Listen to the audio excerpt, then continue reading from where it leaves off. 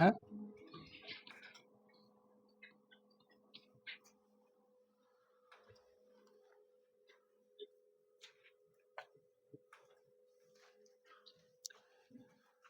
एक सिंपल सरल क्वेश्चन है और वर्तमान मेथड के हिसाब से तथ्य एक ये कहता है ऊन उत्पादन में राजस्थान देश में प्रथम है। एक कथन ये है। दूसरा कथन इसको एक्सप्लेन कर रहा है क्योंकि देश की सर्वाधिक भेड़ें राजस्थान में हैं। देश की सर्वाधिक भेड़ राजस्थान में है, इसलिए राजस्थान ऊन उत्पादन में प्रथम स्थान पर। Options A B C D. Options A में केवल ए सही, इसको छोटा ही कर देते हैं, छोटा भी। ए सही है। ऑप्शंस बी में बी सही है। ऑप्शन सी में ए और बी दोनों गलत है। ए व बी दोनों गलत है। और ऑप्शन डी में ए और बी दोनों सही है। इसमें 4 ऑप्शंस आ गए। इसमें से कौन सा आंसर सही करेंगे?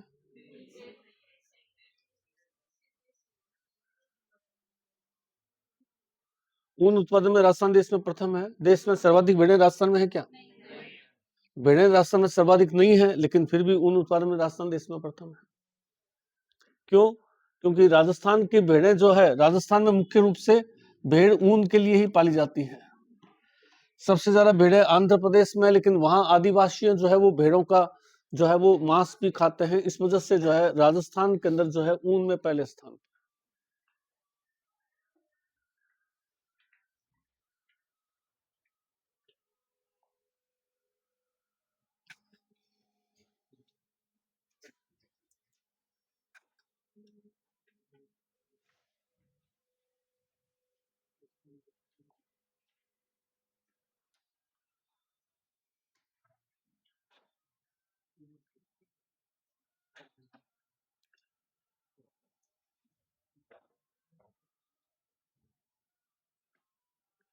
जैसे क्वेश्चन ए दे दिया, पॉइंट ए दे दिया।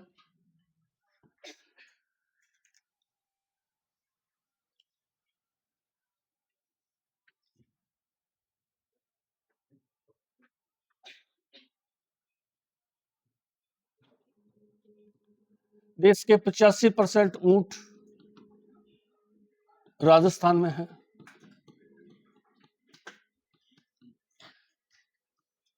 देश के 85% ऊंट राजस्थान में है।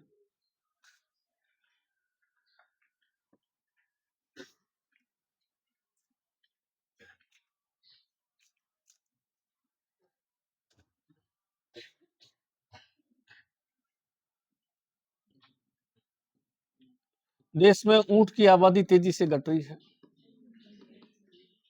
ऑप्शन ए में ए सही है, बी में बी सही है, सी में दोनों सही गलत है, डी में दोनों सही है। क्या आ गया? ये दोनों ऐसे ऐसे क्वेश्चन बनाने पड़ते हैं। मैं एक दो और कभी बना के लाऊंगा इस तरह से 5-7 क्वेश्चन जो है।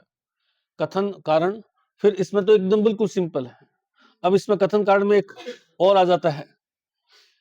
ए सही है, आर गलत है, या ए सही है, आर भी सही है, और आर ए की सही व्याख्या कर रहा है। ए भी सही है, आर भी सही है, लेकिन आर ए की सही व्याख्या नहीं कर रहा है। ये ऐसे बैठ करके सेट करने पड़ते हैं थोड़े से। तो अगली क्लास जिसमें आपका खनिज का टेस्ट होगा, उससे पहले मैं 5-7 एक क्वेश्चन से इनको, क्योंकि थोड़ा पैटर्न चेंज हो गया आरपीसी का। एकदम सीधा फैक्ट के आधार पर जो है वो क्वेश्चन के बजाय थोड़ा वो एनालिसिस मांग रहे हैं आजकल।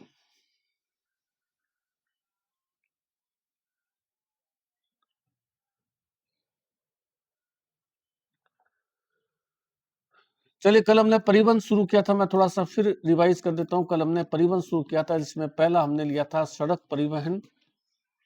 और भारत में और राजस्थान में 60% परिवहन किस पर हो रहा है? सड़कों पर। राजस्थान में 60% परिवहन सड़कों पर है। सर्वाधिक ट्रांसपोर्टेशन सड़कों से होता है। सड़कों के विकास के समय जो है 1995 के अंदर एक संस्था स्थापित हुई थी, क्या नाम था? राष्ट्रीय राजमार्ग विकास प्राधिकरण। राष्ट्रीय राजमार्ग विकास प्राधिकरण अटल बिहारी वाजपेयी के समय जो है स्थापित हुई थी। इस संस्था के माध्यम से देश में सड़कों के विकास या सड़कों का जाल बिछाने के लिए अनेक योजनाएं चली गई। अभी सड़क मंत्री कौन है? सड़क परिवहन मंत्री नितिन गडकरी। इस व्यक्ति का जो है सबसे अच्छा रोल है। देश में अभी एट प्रेजेंट के अंदर जो है प्रतिदिन लगभग 19 से 20 किलोमीटर जो है हाईवे रोज बन रहे हैं। अगर प्रधान मोदी सरकार की सबसे बड़ी उपलब्धि की जाए तो सबसे बड़ी उपलब्धि नितिन गडकरी की है कि उसने जो है देश में, पूरे देश में सड़कों का जाल बिछा दिया। इतनी तेजी से सड़कों का विकास इससे पहले किसी के समय नहीं हुआ था। तो राष्ट्रीय राजमार्ग विकास प्राधिकरण के माध्यम से देश में सड़कों के का जाल बिछाया जा रहा है। सड़कों के लिए योजनाएं चलाई जा रही है।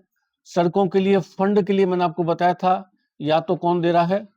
वर्ल्ड बैंक दे रहा है, और या कौन दे रहा है? एडीबी दे रहा है, एशियन डेवलपमेंट बैंक दे रहा है। वर्ल्ड बैंक और एशियन डेवलपमेंट बैंक ये दोनों जो है सड़कों के विकास के लिए लोन देते हैं। वर्ल्ड बैंक और आईएमएफ, इनके अंदर भी अंतर पता होना चाहिए। वर्ल्ड बैंक जो है वो मूलभूत ढांचे में विकास के लिए लोन देता है। मूलभूत ढांचा मतलब सड़कें बनाना है, पुल बनाना है, पानी का, बिजली का, इनके विकास के लिए लोन देता है। और आईएमएफ जो है वो व्यापार संतुलन के लिए लोन देता है। आईएमएफ की इंटरेस्ट रेट ज्यादा होती है, इसकी इंटरेस्ट रेट बहुत कम होती है।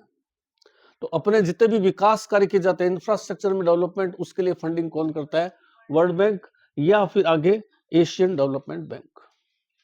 तो राजस्थान में जो सड़कों का विकास कार्य चल रहा है वो एडीबी और वर्ल्ड बैंक दोनों के सहयोग से चलाया जा रहा है। अब इसमें वर्ल्ड बैंक के सहयोग से पहली योजना जो चली थी वह कौन सी थी? स्वर्णिम चतुर्भुज योजना। स्वर्णिम चतुर्भुज योजना 99 में स्टार्ट हुई थी। स्वर्णिम चतुर्भुज योजना, ये चेन्नई है, ये तमिलनाडु है, ये चेन्नई है, ये महाराष्ट्र है, बॉम्बे है, ये दिल्ली है, और ये बंगाल कोलकाता। कोलकाता, चेन्नई, बॉम्बे, दिल्ली, ये 4 मेट्रो है। इन चारों मेट्रो को आपस में सड़क मार्ग से जोड़ना है। इन चारों मेट्रो को आपस में सड़क मार्ग से जोड़ना है। और जब ये मेट्रो को सड़क मार्ग से जोड़ेंगे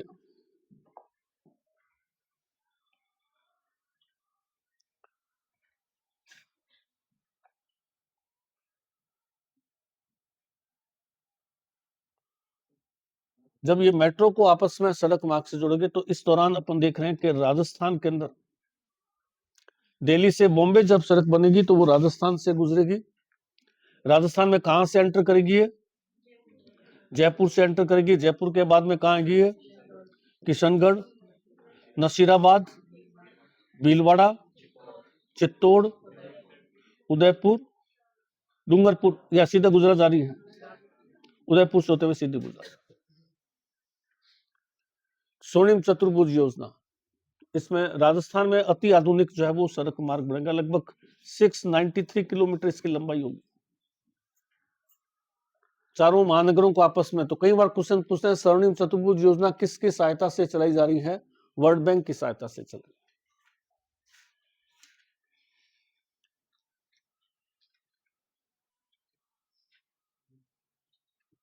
पूर्व पश्चिम गलियारा योजना कहां से कहां तक है? पोरबंदर गुजरात, सिलचर आसाम। पोरबंदर गुजरात, सिलचर आसाम, पूर्व पश्चिम गलियारा गुजरात से स्टार्ट हो रही है। फिर ये राजस्थान में कहां से एंटर करी है? आबू रोड से, सिरोही। आबू रोड से कहां गई है? उदयपुर। पिंडवाड़ा सिरोही होते हुए कहां गया? उदयपुर। उदयपुर से कहां गई है? चित्तौड़। चित्तौड़ से कहां? कोटा। कोटा से 12, और 12 से होते हुए आगे कहां जा रही है? आसाम जा। पूर्व पश्चिम, ये नेशनल हाईवे कौन से पर बन रही है? 27। एक्सप्रेस हाईवे जो अपना 27 नंबर है, उस 27 नंबर पर पूर्व पश्चिम गलियारा बनाया हुआ है। पूरा दक्षिणी राजस्थान, टोटल दक्षिणी राजस्थान आपस में जो लिंक है वो NH-27 से लिंक कह सकते हैं या पूर्व पश्चिम गलियारे से लिंक कह सकते हैं। इसी तरह से उत्तर दक्षिण गलियारा जो है श्रीनगर, जम्मू श्रीनगर से लेकर के और कहां तक है, कन्याकुमारी तक। और इस दौरान जो है राजस्थान के केवल एक ही जिले में आ रहा है, धौलपुर। NH कौन सा, ये 44। और ये NH कौन सा था, ये जो पूर्व पश्चिम दिल्ली से बॉम्बे स्वर्णिम चतुर्भुज 48, 44, 27, ये 3 हाईवे अपने सामने हो गए। 44 हाईवे जो कि जम्मू से लेकर के श्रीनगर तक है, कन्याकुमारी तक है, श्रीनगर से लेकर के कन्याकुमारी तक है, पोरबंदर से लेकर के सिलचर तक है, कौन सा 27, और जो स्वर्णिम चतुर्भुज है वो दिल्ली से बॉम्बे है, 48 नंबर हाईवे। 3 हाईवे तो अपने सामने वैसे ही आ गए, पूर्व पश्चिम उत्तर दक्षिण गलियारा हो गया ये।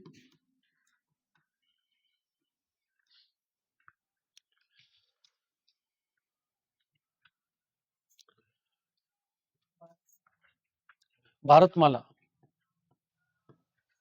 भारतमाला कब शुरू हुआ था,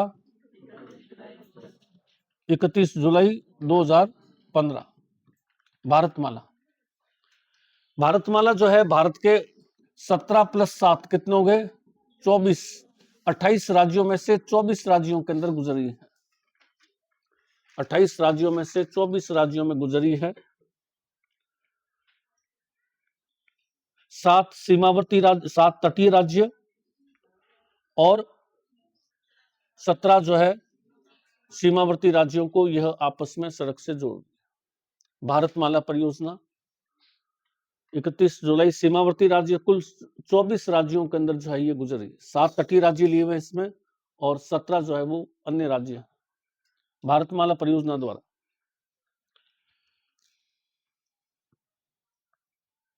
एक अपने ये रह गया BAD, BRO, border road organisation, किसका है ये संस्था, रक्षा मंत्रालय। रक्षा मंत्रालय द्वारा जो है BRO संगठन का गठन 1960 में किया गया। 1960 में BRO का गठन किया गया। 1964 के अंदर जो है रक्षा मंत्रालय ने जो है परियोजना शुरू की, जिसका नाम क्या है, चेतक परियोजना। चेतक परियोजना, चेतक परियोजना का उद्देश्य देश के जो सीमावर्ती राज्य है, जैसे राजस्थान सीमावर्ती राज्य है, तो गंगानगर, बीकानेर, फलोदी, जैसलमेर, बाड़मेर, यहां तक सीमा है। इन सीमावर्ती राज्यों को, सीमावर्ती राज्य के जो जिले हैं उनको आपस में सड़क से जोड़ देना। इसी तरह से पंजाब के जो जिले हैं उनको आपस में सड़क से जोड़ दिया। इसी तरह से जम्मू कश्मीर के जो जिले हैं उसको आपस में सड़क से जोड़ दिया। देश के सीमावर्ती जिले जो जिसकी अंतरराष्ट्रीय सीमा लगती है, चाहे चाइना से लग रही है, चाहे बांग्लादेश से लग रही है, चाहे पाकिस्तान से लग रही है, जिनकी अंतरराष्ट्रीय सीमा लगती है, उन अंतरराष्ट्रीय सीमा पर बसे जो राज्य है उनमें जो सीमावर्ती जिले हैं, उन सीमावर्ती जिलों को आपस में बीकानेर, गंगानगर, हनुमानगढ़, बीकानेर, गंगानगर और फलोदी, जैसलमेर, बाड़मेर, इन सबको आपस में सड़क से जोड़ दिया। चेतक परियोजना, चेतक का हेड ऑफिस जो है वो बीकानेर में, बीचवाल बीकानेर में। प्रधानमंत्री ग्राम सड़क योजना, प्रधानमंत्री ग्राम सड़क योजना 2000 के अंदर स्टार्ट हुई थी, 25 दिसंबर 2000। प्रधानमंत्री ग्राम सड़क योजना क्या उद्देश्य है, 500 से अधिक आबादी का प्रत्येक गांव जो है उसमें सड़क पहुंचाना। 500 से अधिक आबादी के प्रत्येक गांव को सड़क से जोड़ देना। और रेगिस्तान के अंदर यह कितना रखा गया है, 250 रखा। रेगिस्तान में यह 250 रखा।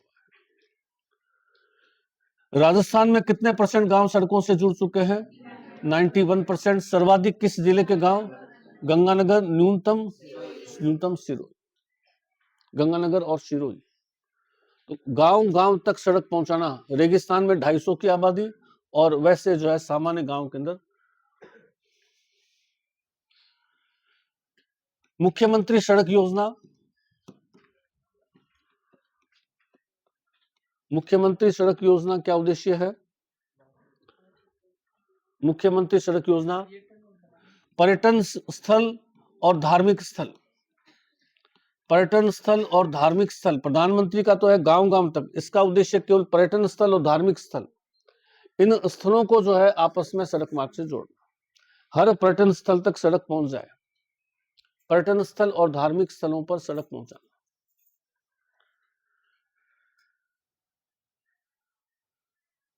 ग्रामीण गौरव पथ,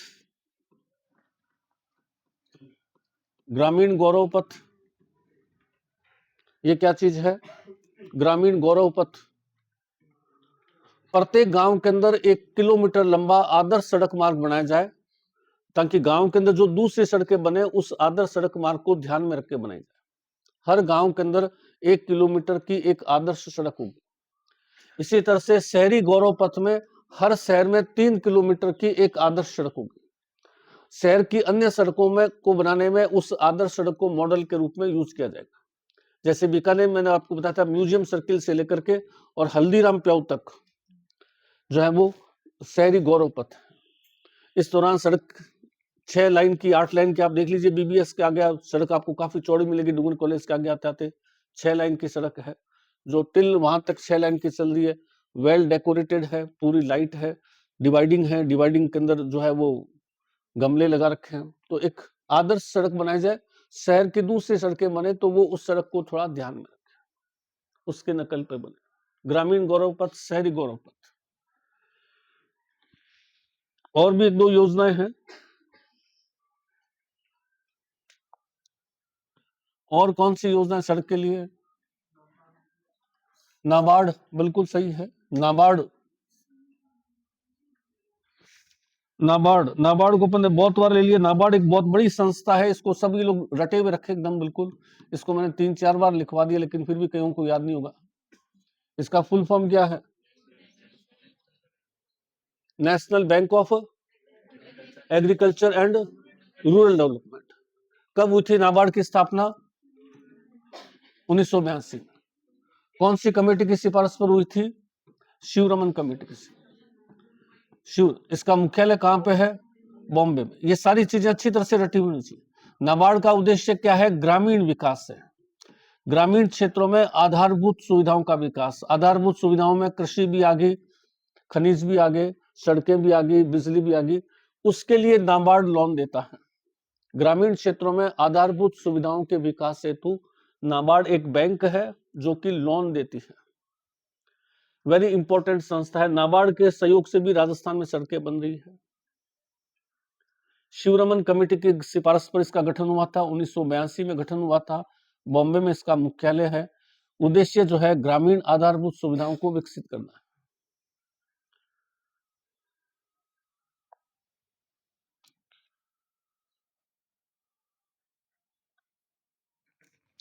अब अपन संस्थाएं देखें। 1964 राजस्थान राज्य पथ परिवहन निगम, मुख्यालय जयपुर।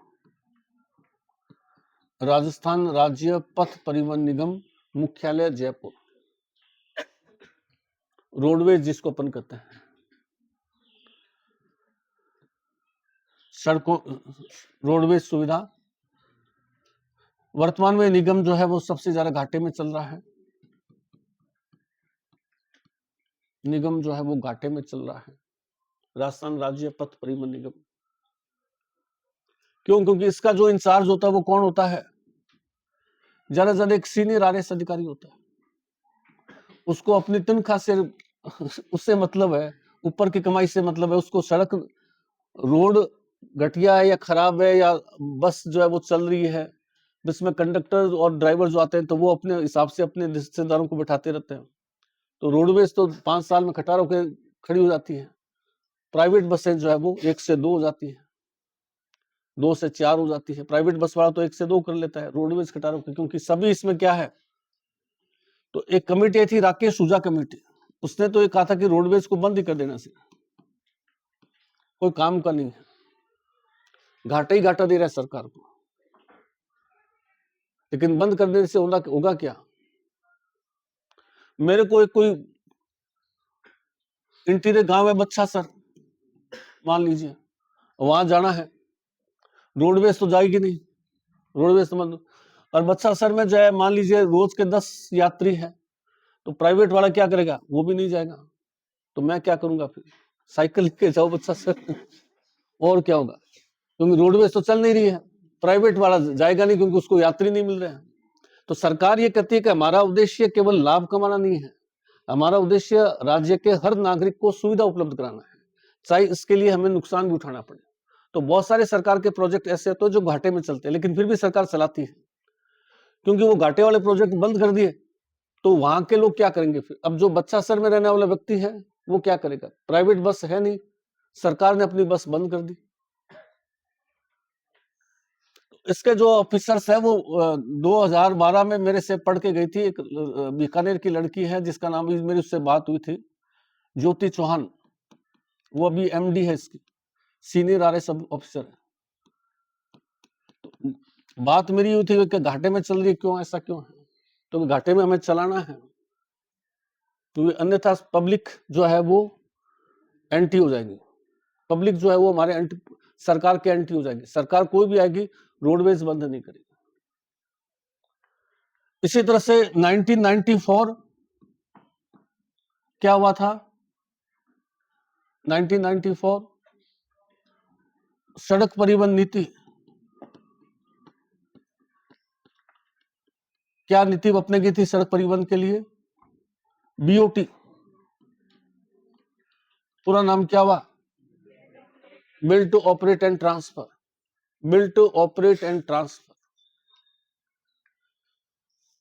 BOT के आधार पर जो है वो सड़कों का निर्माण किया जाए। फिर बाद में इसमें एक चेंज कर दिया BOMT।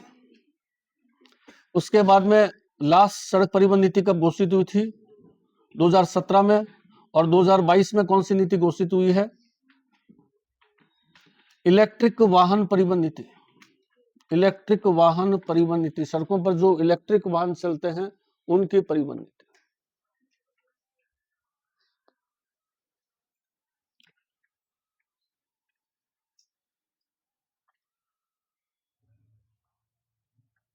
ये इंपॉर्टेंट है। रेडकोर, पूरा नाम बताइए जिसका, कई बार बता चुका हूं पहले है, रेडकोर,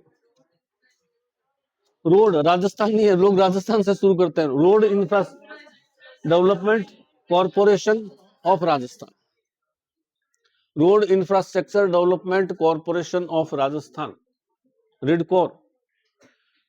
कब गठित हुआ था, 2004 में। एकदम बिल्कुल कंठस्थ होना चाहिए, टीचर को पढ़ाने में दिक्कत आए तब मजा आता है। मैंने जब ये 2000 उस समय जयपुर में तैयारी थी नहीं, मेरे पास में मुश्किल से 7 स्टूडेंट्स थे जो RS मेंस की तैयारी करने आते थे, उसमें से 5 सेलेक्ट हो गए थे, 3 लड़कियां और 2 लड़के।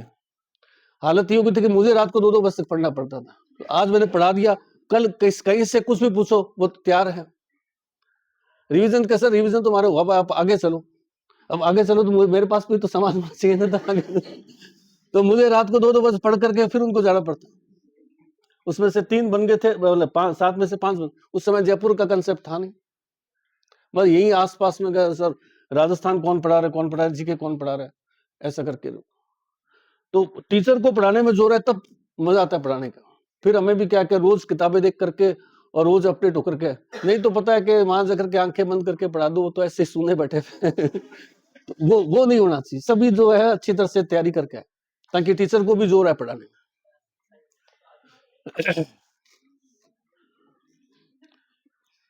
Rajasthan state bridge construction corporation limited कब गठित हुआ था, 2001।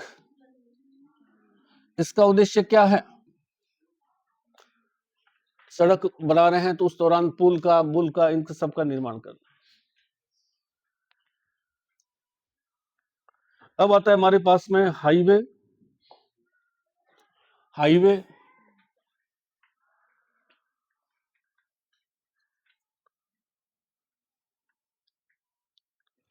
राजस्थान में कुल कितने नेशनल हाईवे है, कोई बता सकता है, NH कितने हैं राजस्थान में कुल, 50।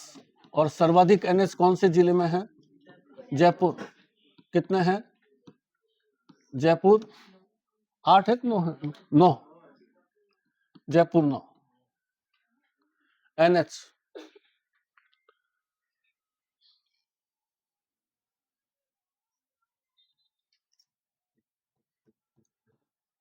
ग्रीनफील्ड एक्सप्रेस हाईवे राजस्थान में कितने हैं?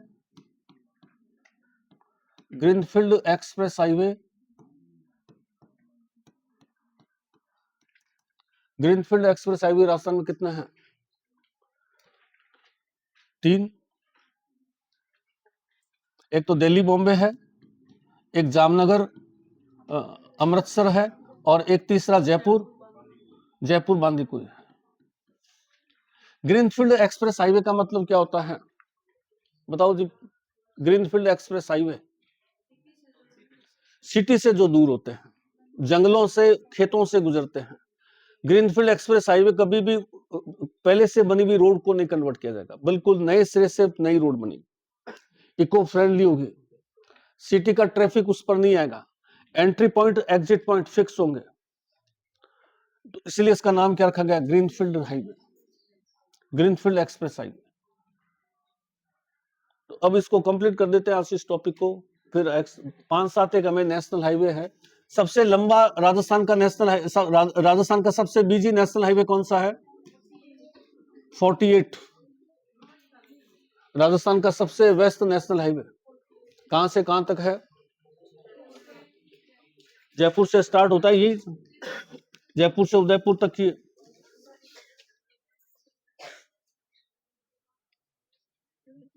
तो चलिए अब इसको मैं लिखवा देता हूं, इसको टॉपिक को कंप्लीट करते हैं।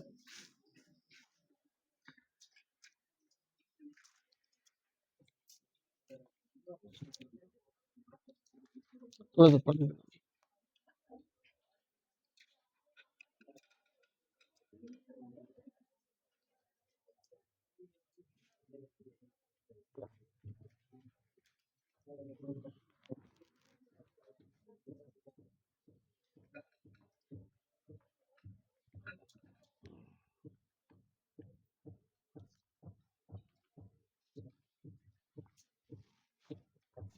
कॉपी दिखाना।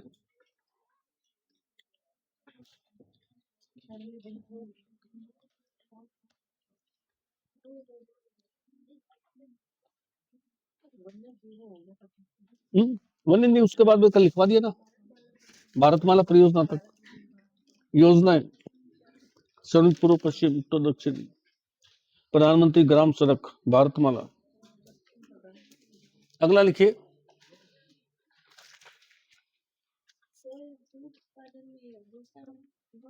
दूसरे स्थान पर दूध उत्पादन में राजस्थान यूपी के बाद में दूसरे स्थान पर।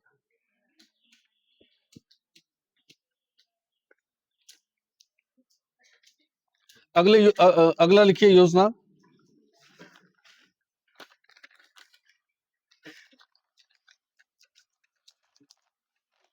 प्रधानमंत्री ग्राम सड़क योजना लिखवा दी थी क्या?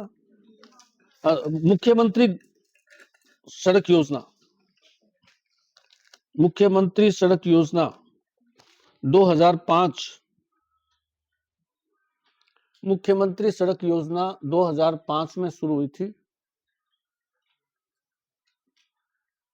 मुख्यमंत्री सड़क योजना 2005 में शुरू हुई थी। राज्य के पर्यटन स्थल और धार्मिक स्थलों को, राज्य के पर्यटन स्थल और धार्मिक स्थलों को, पर्यटन स्थल और धार्मिक स्थलों को आपस में सड़क मार्ग से जोड़ना। पर्यटन स्थल और धार्मिक स्थलों को आपस में सड़क मार्ग से जोड़ना।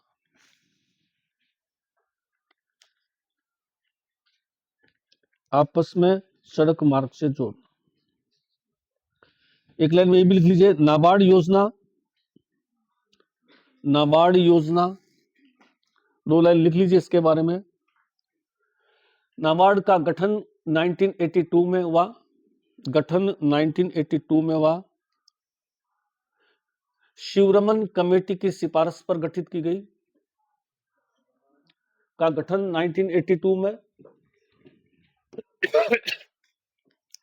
शिवरमन कमेटी की सिफारिश पर गठन हुआ। शिवरमन कमेटी की सिफारिश पर गठन हुआ। शिवरमन कमेटी की सिफारिश पर गठन हुआ। हेडक्वार्टर बॉम्बे में है। यह बैंक ग्रामीण विकास के लिए लोन देती है। हेडक्वार्टर बॉम्बे में है, ग्रामीण क्षेत्रों में सड़कों का विकास करती है, ऐसा कर सकते हैं। ग्रामीण क्षेत्रों में सड़कों के विकास के लिए लोन देती है। ग्रामीण क्षेत्रों में सड़कों के विकास हेतु लोन देती है।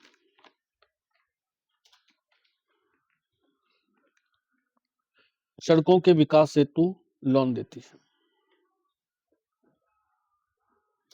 अगला लिखिए, BRO border road organisation. BRO border road organisation. Border road organisation गठन 1960 में। बॉर्डर रोड ऑर्गेनाइजेशन गठन 1960 में। गठन 1960 में रक्षा मंत्रालय द्वारा किया गया। गठन 1960 में रक्षा मंत्रालय द्वारा किया गया।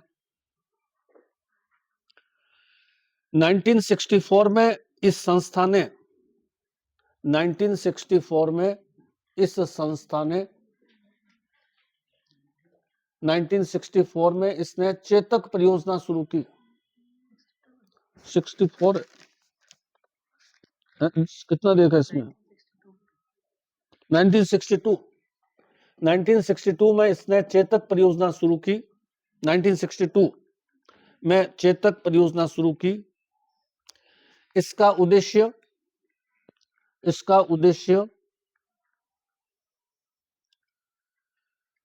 सीमावर्ती राज्यों के सभी जिलों को सीमावर्ती राज्यों के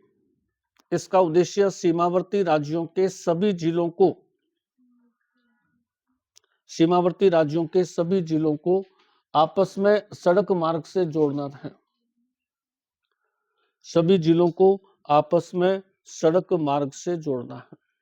सीमावर्ती राज्यों के सभी जिलों को आपस में सड़क मार्ग से जोड़ना है। Head office Bichhwal Bikaner. Head office Bichhwal Bikaner.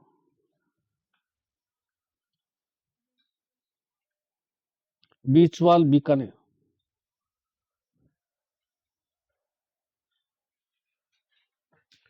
आगे लिखिए, सड़क सुरक्षा नीति। सड़क सुरक्षा नीति। सड़क सुरक्षा नीति 20 जुलाई 2024 को 20 जुलाई 2024 को सड़क दुर्घटना कम करने के लिए 20 जुलाई 2024 को सड़क दुर्घटना कम करने के लिए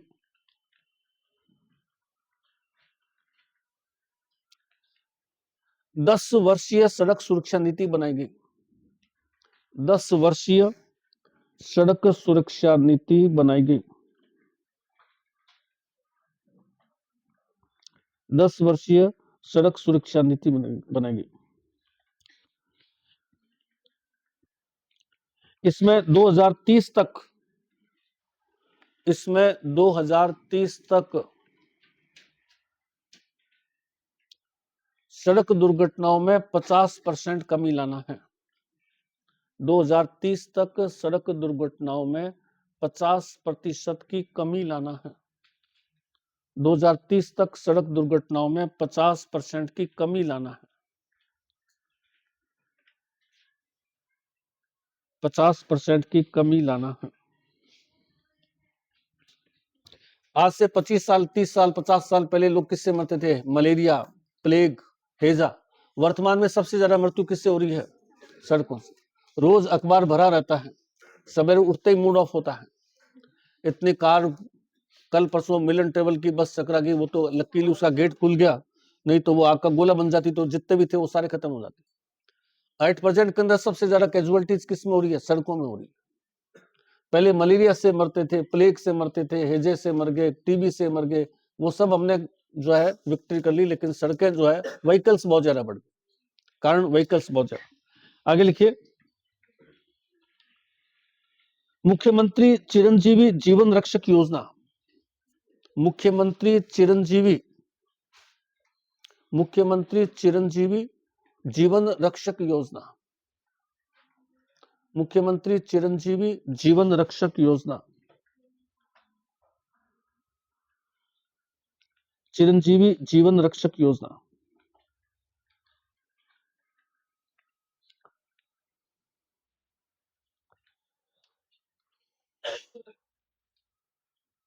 इस योजना में गंभीर रूप से घायल व्यक्ति को हॉस्पिटल पहुंचाने पर, गंभीर रूप से कोई घायल व्यक्ति है, उसको आप हॉस्पिटल पहुंचा रहे हो, तो पहले 5,000 राशि थी, अब कितना कर दी? 10,000। गंभीर रूप से घायल व्यक्ति को हॉस्पिटल पहुंचाने पर 10,000 रुपए राशि प्रोत्साहन के रूप में। पहले तो लोग भाग जाते थे देख करके, क्योंकि क्या क्या एक्सीडेंट हो गया, अब क्या क्या वो पुलिस की इंक्वायरी आएगी, पुलिस हमें बार बार बुलाएगी, पुलिस के लफड़े में फंस जाएंगे। अब आपसे कोई किसी तरह से पूछताछ नहीं, आपकी ड्यूटी से बताइए, उसको हॉस्पिटल जाके छोड़ दी, न आपसे कोई किसी तरह की इंक्वायरी, न कोई बात की। नहीं तो पहले लोग डर के नहीं बेचते थे। 5,000 से लेकर 10,000 तक। आगे लिखिए, राशि 5,000 से बढ़ाकर 10,000 कर 10,000 कर दी गई है।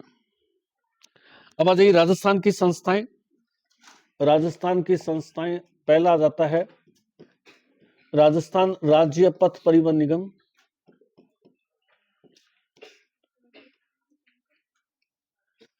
राजस्थान राज्य पथ परिवहन निगम, राजस्थान राज्य पथ परिवहन निगम।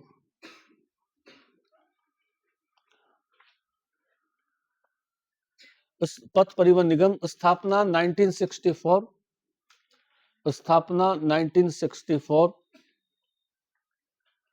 Headquarter Jaipur 1964, headquarter Jaipur.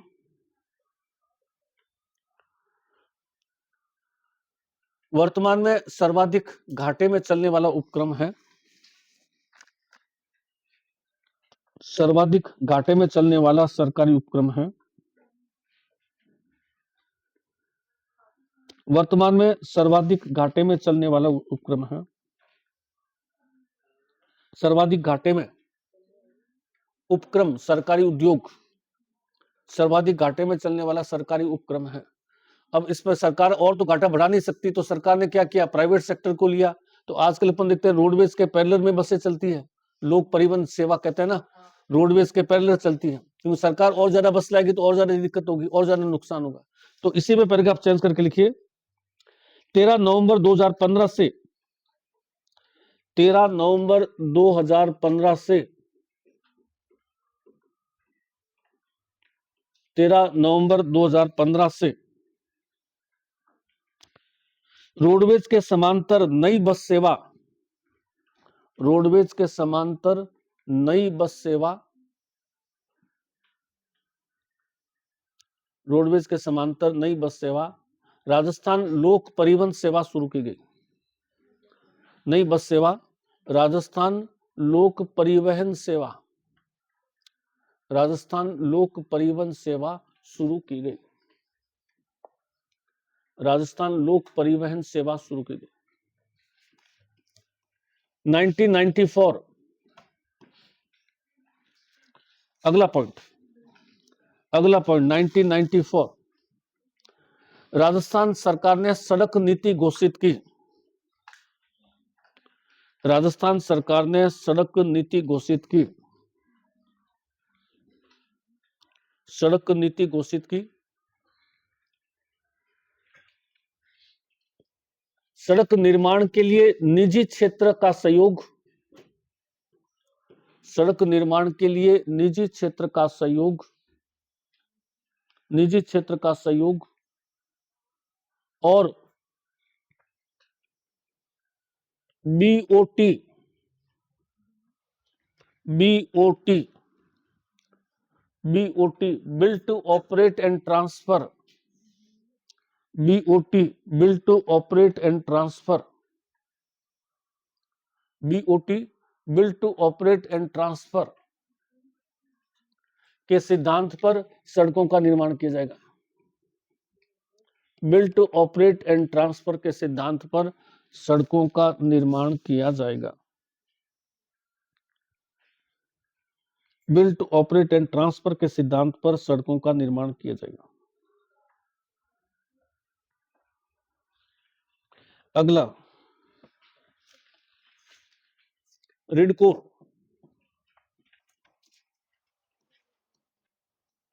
रिडकोर पूरा नाम रोड इंफ्रास्ट्रक्चर डेवलपमेंट,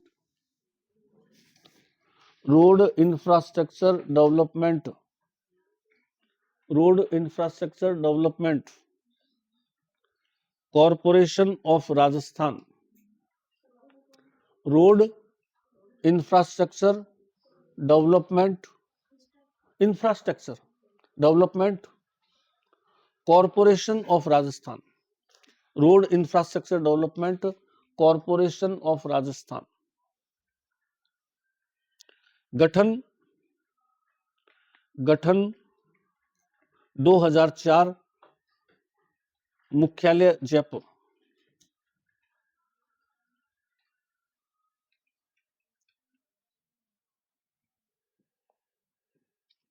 यह 50% निजी क्षेत्र,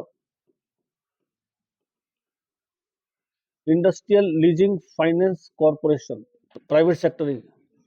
यह 50% निजी क्षेत्र, 50% निजी क्षेत्र ILFC, ILFC आप नाम ध्यान रख लीजिए, वैसे पूरा नाम लिखना चाहे तो इंडस्ट्रियल लीजिंग है, इंडस्ट्रियल लीजिंग है and finance, industrial leasing and finance corporation, infrastructure नहीं, industrial leasing, industrial leasing and finance corporation.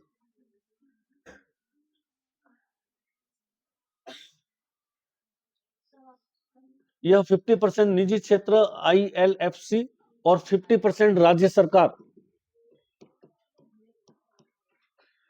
50% Rajasthan सरकार, 50% निजी क्षेत्र कौन सा है ILFC और 50% राजस्थान सरकार की हिस्सेदारी से गठित की गई है, हिस्सेदारी से गठित की गई है। 50% पैसा इसमें रिडकोर में राजस्थान सरकार का, 50% पैसा ILFC का। दोनों ने 10-10 करोड़ 100-100 करोड़ रुपए रख दिए। उद्देश्य क्या है? सड़कें बनाना। उद्देश्य, टोल टैक्स तो प्राइवेट है, वो भारत सरकार, नेशनल हाईवे वो तो भारत सरकार के हैं, ये स्टेट गवर्नमेंट का, स्टेट हाईवे भी है। अब जैसे अपन गुजरे यहाँ से, आप गए कोलायत की तरफ में तो यहाँ टोल टैक्स लगता है, वो तो भारत सरकार के पास में, वो स्टेट गवर्नमेंट। ये स्टेट हाईवे जो होता है ना, उसके लिए, ये स्टेट हाईवे के लिए, भारत सरकार के लिए तो फिर अलग कंसेप्ट है। वो भारत सरकार डिसाइड करती है कितना टोल टैक्स लेना है, किस कंपनी को लेना है, वो इंडिया गवर्नमेंट डिसाइड करती है। अपने सड़क तो समवर्ती सूची में है ना, नेशनल हाईवे भी है, स्टेट हाईवे भी है। अपना स्टेट हाईवे राज्य सरकार के अधीन आते हैं, नेशनल हाईवे जो है वो भारत सरकार के अधीन। आगे लिखिए next,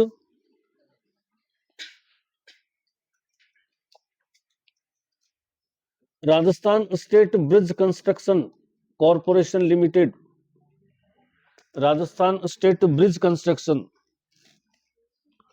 Rajasthan state bridge, B for bridge, bridge माने पुल, कंस्ट्रक्शन माने निर्माण, Rajasthan state bridge construction, Rajasthan state bridge construction corporation limited, bridge construction corporation limited. गठन 2001, 2001। सड़कों पर पुल का निर्माण करना, सड़कों पर जो पुल बनते हैं, ब्रिज, पुल, बाईपास, ये सभी जो है इसके अधीन आते हैं। अंडरपास, बाईपास, ब्रिज, पुल, सड़कों के निर्माण के दौरान अंडरपास है, बाईपास है, ब्रिज है, इनका निर्माण कर, बाईपास आदि का निर्माण कर।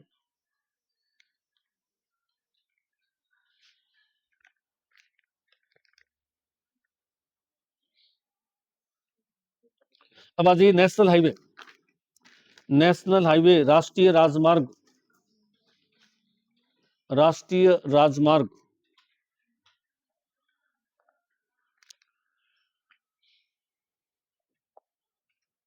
संख्या 50, राष्ट्रीय राजमार्ग की संख्या 50,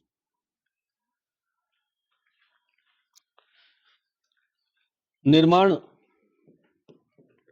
NHAI द्वारा, NHAI द्वारा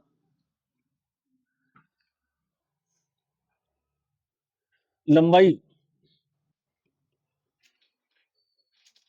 राष्ट्रीय राजमार्ग की लंबाई 10,790 किलोमीटर, 10,790 किलोमीटर, 10,790 किलोमीटर।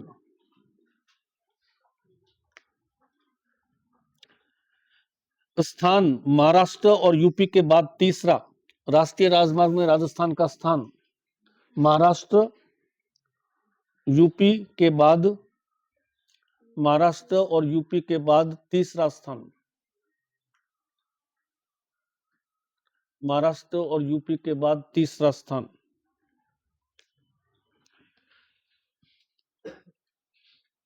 एनएच की सर्वाधिक लंबाई, एनएच की सर्वाधिक लंबाई बाड़मेर, पहला आता है बाड़मेर 879, ये डाटा जो है अप्रैल 2024 का है, हो सकता है बाड़मेर से जो है बालोतरा अलग होने के बाद में चेंज हो गया हो, लेकिन अपने पास में डाटा भी यही है 879। दूसरा बीकानेर, राष्ट्रीय हाईवे के नंबर सेकंड बीकानेर 866। तीसरा जैसलमेर, तीसरा जैसलमेर 770। तो बाड़मेर, बीकानेर, जैसलमेर तीन, क्योंकि क्षेत्रफल जा रहा है तो नेचुरली लंबाई जाना आएगी। न्यूनतम लंबाई, न्यूनतम लंबाई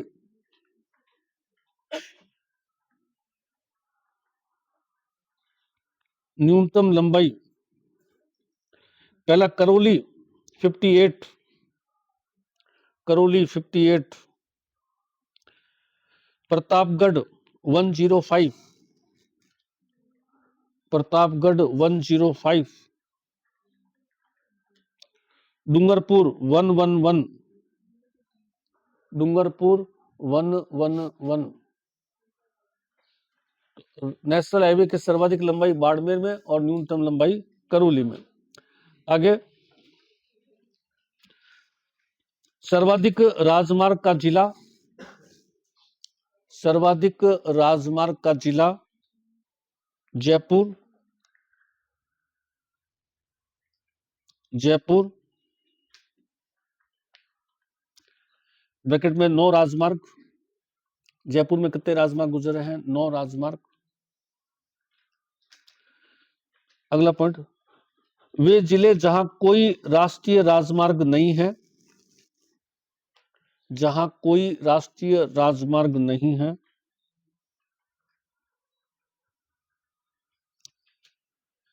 सलूम्बर व डीग, सलूम्बर और डीग, कोई राष्ट्रीय राजमार्ग नहीं है, सलूम्बर और डीग।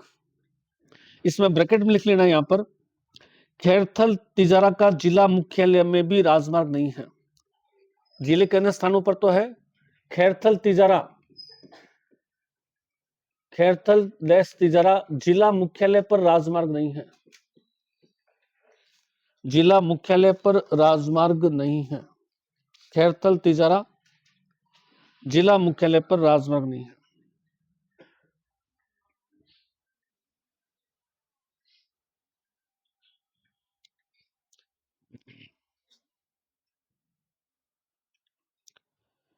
अगला आता है सबसे व्यस्त राजमार्ग। सबसे व्यस्त राजमार्ग, सबसे व्यस्त राजमार्ग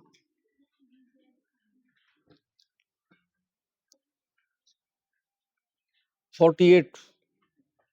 सबसे व्यस्त राजमार्ग 48।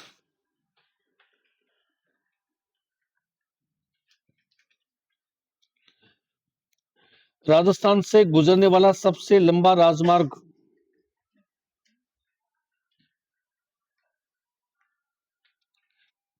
राजस्थान से गुजरने वाला सबसे लंबा राजमार्ग 52।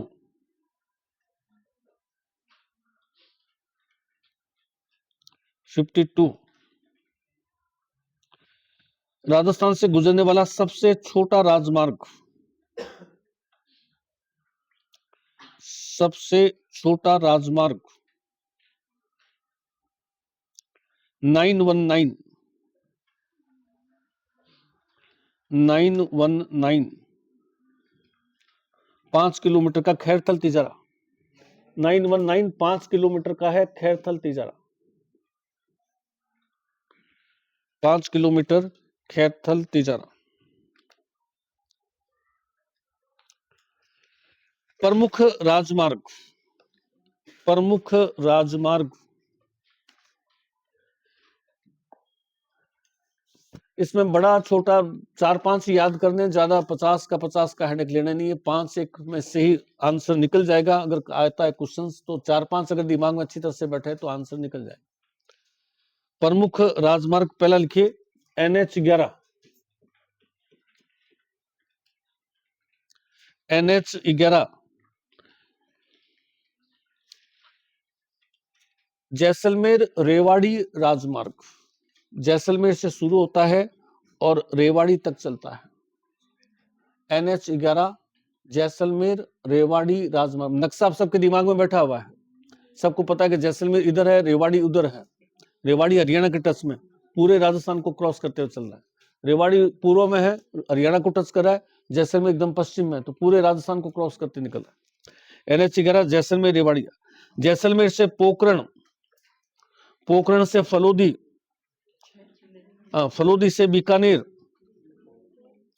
या जैसलमेर से पोखरण अपने इधर से कोलायत की तरफ से आ रहा है। जैसलमेर से पोखरण, फिर फलोदी, बीकानेर, बीकानेर से रतनगढ़ चूरू, बीकानेर से रतनगढ़ चूरू सीकर झुंझुनू होते हुए रेवाड़ी,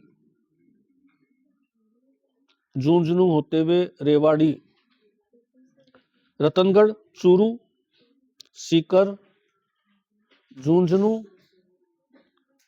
रतनगढ़ चूरू सीकर झुंझुनू। नक्शा सबके दिमाग में बैठा है, वो उधर से चल रहा है। रेवाड़ी आगे जाएगा। लंबाई 763,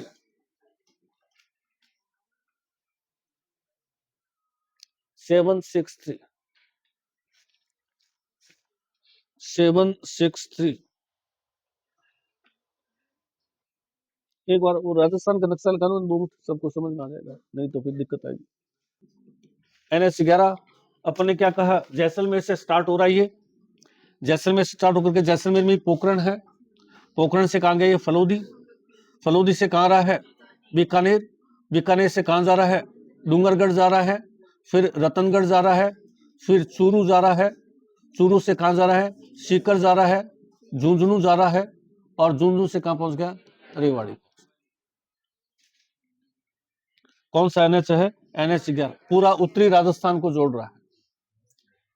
जैसे अपन ने अभी देखा था ना, सिरोही से ये गुजरा था 27 नंबर, सिरोही उदयपुर चित्तौड़, चित्तौड़ कोटा 12, ये कितना नंबर एक्सप्रेस हाईवे था 27 नंबर। पूरा दक्षिण राजस्थान जोड़ रहा है, और ये जो है पूरा का पूरा पूर्वी उत्तरी राजस्थान को जोड़ रहा है, जैसलमेर से स्टार्ट होकर के यहां तक। ये दक्षिण राजस्थान को ये उत्तरी राजस्थान को आपस में कनेक्ट कर रहा है। दूसरा NH लिखिए, NH 7 लंबाई 763 किलोमीटर। दूसरा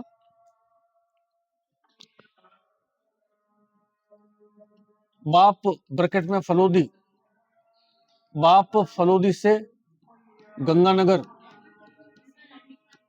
दूसरा एक्सप्रेस हाईवे, दूसरा हाईवे का नाम है NH 911, NH 911 बाप फलोदी से गंगानगर,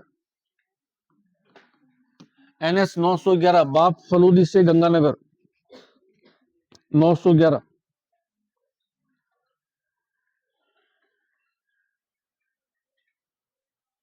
लंबाई इसकी 455 किलोमीटर, 455 किलो।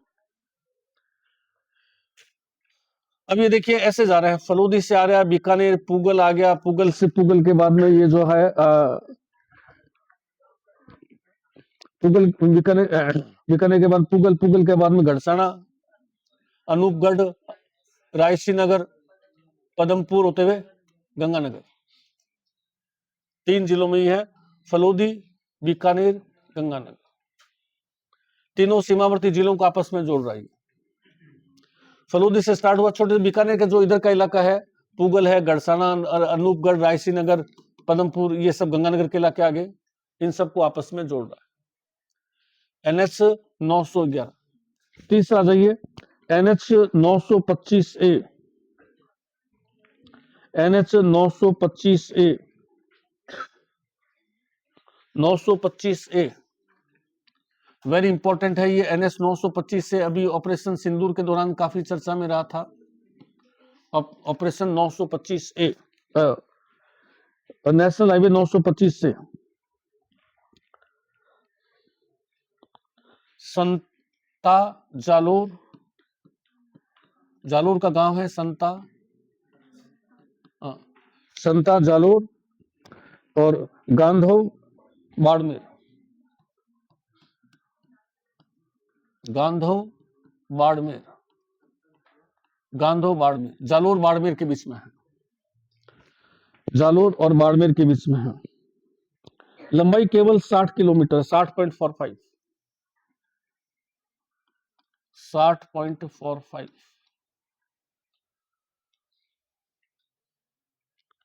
जालोर बाड़मेर के बीच में 60.45, 60 किलोमीटर। खासियत क्यों है इसकी, इतना छोटा सा क्यों लिया हमने, है वायुसेना इसको वेल अपडेट हाईवे बनाया हुआ है। इतना अपडेट है कि इस पर जो है युद्धक विमान उतर सकते हैं और उड़ सकते हैं। बाड़मेर के अंदर अपन ने देखा था एक एयरफोर्स का हेड ऑफिस है जिसका नाम क्या है, उत्तरलाई, और बीकानेर में क्या नाम था, नाल। ऑपरेशन सिंदूर के दौरान बार बार नाल और उत्तरलाई का नाम आ रहा था। उस दौरान इसका भी नाम आ रहा था कि इमरजेंसी के अंदर लैंडिंग करना पड़े किसी युद्धक विमान को, तो इस हाईवे को इस तरह से बनाया गया है कि यहाँ आसानी से विमान उतर सकते हैं और विमान टेक ऑफ कर सकते हैं। लैंड और टेक ऑफ दोनों यहां से किया जा सकता है। तो इसमें लिखिए, वायुसेना के विमान को आपातकाल में उतरने के लिए व इमरजेंसी लैंडिंग के लिए बनाया गया है। वायुसेना विमान को आपातकाल में उतरने के लिए और इमरजेंसी लैंडिंग के लिए बनाया गया है। वायुसेना के विमान इमरजेंसी में उतरने के लिए, इमरजेंसी में उतरने के लिए बनाया गया। NH 27 अपन ने ले लिया, NH 27 अपन ने ले लिया, NH 44 अपन ने ले लिया,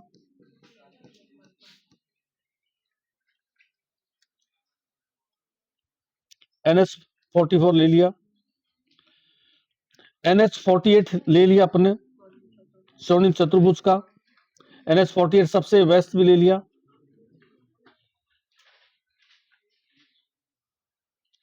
NH 48, NH 52,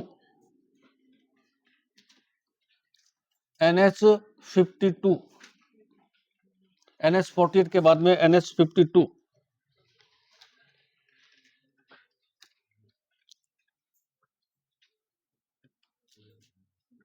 संगरूर ब्रैकेट में पंजाब,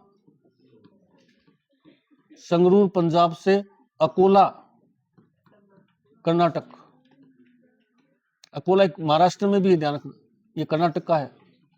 संगरूर पंजाब से अकोला कर्नाटक तक, इसका संगरूर पंजाब से अकोला कर्नाटक तक।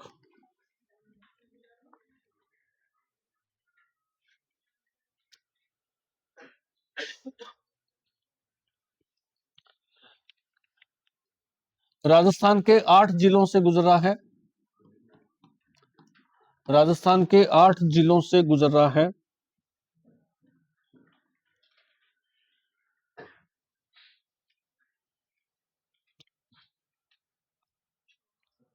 इसकी कुल लंबाई कितना है दिखा, राजस्थान में लंबाई 793 राजस्थान में इसकी लंबाई। ये क्यों लिया? क्योंकि ये देश के सबसे लंबे हाईवे में आता है, 2000 किलोमीटर का हाईवे, लेकिन राजस्थान से गुजर रहा है। कहां से शुरू हो रहा है? संगरूर पंजाब से। पंजाब से कहां आएगा ये? गंगानगर। गंगानगर से कहां आएगा ये? पंजाब से पंजाब से जो है सीधा हिसार आएगा। हिसार से जो है ये पंजाब से हरियाणा आएगा, हिसार, हिसार से चूरू आएगा, और चूरू के बाद में सीकर, सीकर के बाद में जयपुर, जयपुर से आगे टोंक, भीलवाड़ा, बूंदी, कोटा, झालावाड़ होते हुए कर्नाटका। ये पूर्वी राजस्थान में यूं एक तरह से महत्वपूर्ण हाईवे। NH754, NH754 कौन सा है? Amritsar Jamnagar highway, Amritsar Jamnagar highway greenfield express highway है। Amritsar Jamnagar highway greenfield express highway. बस 5-10 मिनट का वो कर लेंगे अपन आगे। इसमें हाईवे अपने कंप्लीट हो गए, एक्सप्रेस हाईवे, ग्रीनफील्ड हाईवे लेकर के, और आगे रेल परिवहन को शुरू करेंगे।